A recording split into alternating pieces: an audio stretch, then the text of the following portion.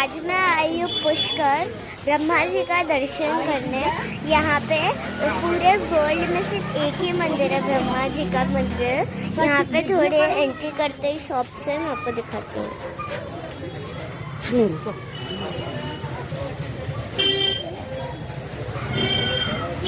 तो आपने जैसे कि देखा इतने सारे शॉप्स हैं और अभी मैं मंदिर के अंदर जा रही हूँ। अगर उधर से वीडियो लेना अलाउड है तो मैं आप लोग को दर्शन करवा दूँगी उधर, तो मैं आप लोग को मंदिर दिखा दूँगी। चलिए मैं उधर वीडियो है पुष्कर और जल के पीछे नगर का नाम होता है पुष्कर। अब अपन कोई भी शुभ कार्य करते हैं, अपने को दो चीज का आवश्यकता रहता है। पहला कार्य होता है शुभ मुहूर्त, दूसरा कार्य होता है अपन नया घर बनाते हैं तो उसके अंदर हवन करते हैं रहने से पहले। ब्रह्मा जी ने यहाँ पे कई वर्षों तक तपस्या करी। तपस्या करने के पश्चात में एकादश से लेके पूर्णिमा 5 दिनों का मुहूर्त निकला। मुहूर्त निकलने के पश्चात में ब्राह्मण लोगों ने बोला, हे जगत पिता ब्रह्मा जी, यज्ञ का मुहूर्त निकला जा रहा है, आप माता सावित्री को बुला के लेके आइए, जो कि ब्रह्मा जी की पहली पत्नी है। ब्रह्मा जी के पुत्र होते नारद जी, उनका काम होता है झगड़ा कराना।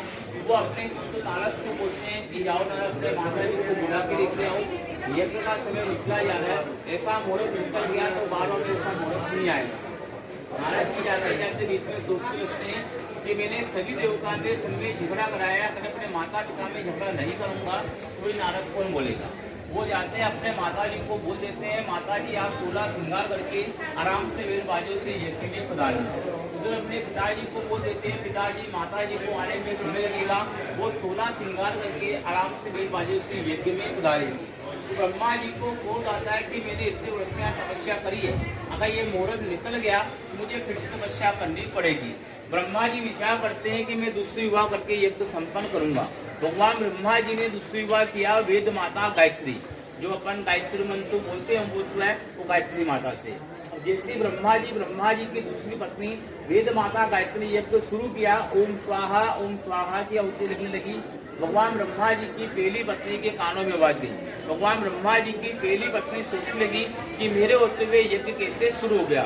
इसमें देखो ये जगत पिता ब्रह्मा जी हैं, ब्रह्मा जी की दूसरी पत्नी है वेद माता गायत्री, जो अपन गायत्री मंत्र बोलते हैं। भगवान ब्रह्मा जी की पहली पत्नी है सावित्री माता, जो औरतों की वट सावित्री को उपवास करती है, बिंदी वगैरह लगाते हैं, मांग को लगाते हैं, वो माता जी। भगवान ब्रह्मा जी की पहली पत्नी ने यज्ञ में आने में समय लगाया। ब्रह्मा जी ने दूसरी विवाह किया गायत्री माता से, तो ब्रह्मा जी की पहली पत्नी ने उनको श्राप दे दिया कि आपने मेरे होते हुए दूसरी विवाह किया है, मैं आपको श्राप देती हूँ, आपका पूरा विश्व में एक ही मंदिर रहेगा, मंदिर में कोई भी पूजा अर्चना फूल प्रसाद डोनेशन वगैरह नहीं चलाएगा। इसलिए ब्रह्मा जी का पूरा विश्व में एक मंदिर है पुष्कर के अंदर में, मंदिर में कोई भी पूजा अर्चना फूल प्रसाद डोनेशन वगैरह नहीं चलाएगा। भगवान ब्रह्मा जी बोलते हैं, अगर मेरा मंदिर का कोई पूजा अर्चना नहीं करेगा, मेरा मंदिर बनाने का क्या महत्व रहेगा। सावित्री माता बोलती है, मैं आपको श्राप दी हुई वापिस ले नहीं सकती, जो भी आपका परिवार वाला फैमिली लोग आएगा वो आपका जल सरोवर का प्रसाद चढ़ाएगा, जो साधु सन्यासी होगा वो आपका मंदिर का प्रसाद चढ़ाएगा। जिसका परिवार होता है फैमिली होता है, यहाँ का जल सरोवर का प्रसाद चढ़ाते हैं। इसका परिवार फैमिली नहीं होता है, बाबा लोग साधु सन्यासी होते हैं, वो यहाँ का मंदिर का प्रसाद चढ़ाते हैं। घर पे अपन शिव जी का गणेश जी का सभी का पूजा अर्चना करते हैं, लेकिन कभी भी ब्रह्मा का मूर्ति का पूजा अर्चना कभी नहीं करते हैं। ब्रह्मा का पूरे वर्ल्ड में एक ही जगह प्रसाद चढ़ाया जाता है, वो चढ़ाया जाता है पुष्कर सरोवर पे।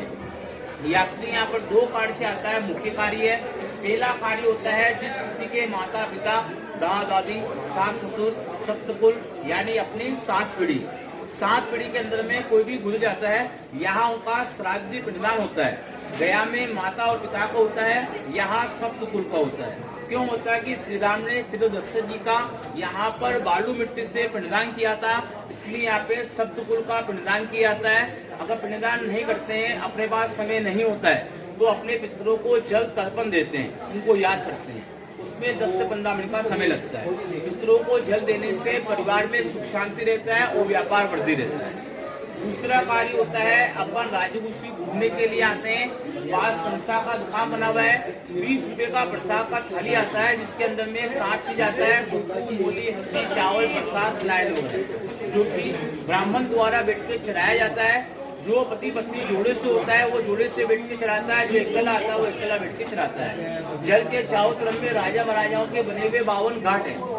नगर में पुष्कर में छोटे मोटे 1000 मंदिर है। मंदिर मूर्ति में कहीं भी आपके हाथ से पूजा अर्चना फूल प्रसाद वगैरह नहीं चढ़ता है। 52 घाटों का, हजारों मंदिरों का एक ही जगह संस्था एक चैरिटी बना हुआ है। जो भी दान ले पुण्य करते हैं वो संस्था चैरिटी में करते हैं। उस दान का आपको फोटो प्रसाद वैसे मिलता है, अपने माता पिता का परिवार का नाम चलता है।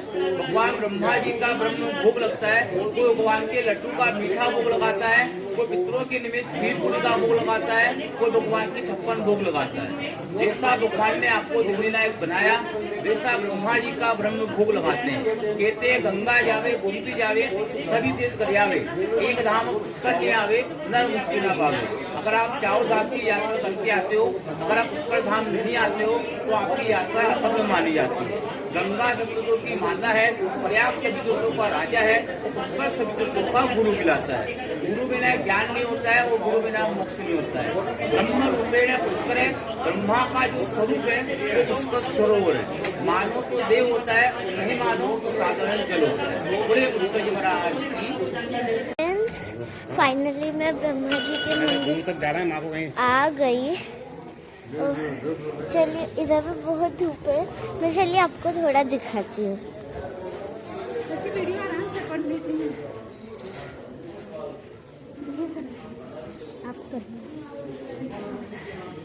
ये था इधर का व्यू। अब इधर पे थोड़ी तो मैं ऊपर इधर भेजा है ना, तो मैं आपको वहाँ पे मिलती हूँ। फ्रेंड्स, मैं अभी ऊपर आ गई हूँ। बंद है बच्चा।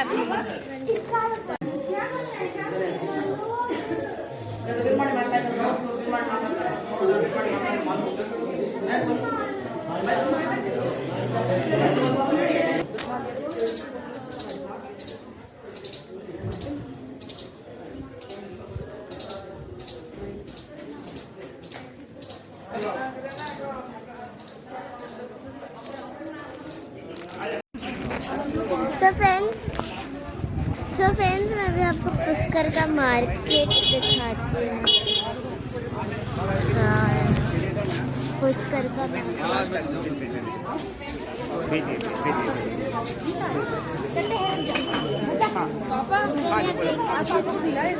क्या बेटा चॉकलेट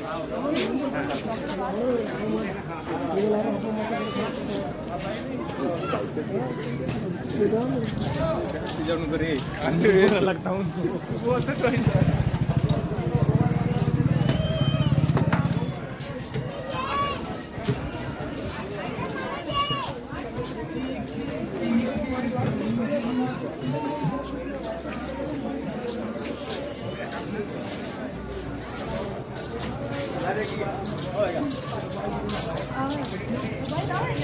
तो यार तो गोल है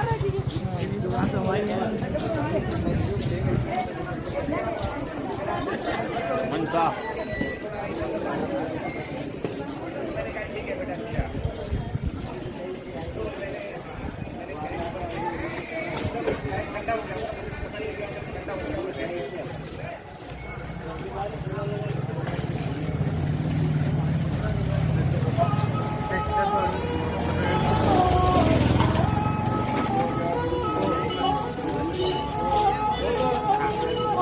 हमने एकदम ठंडा कर दिया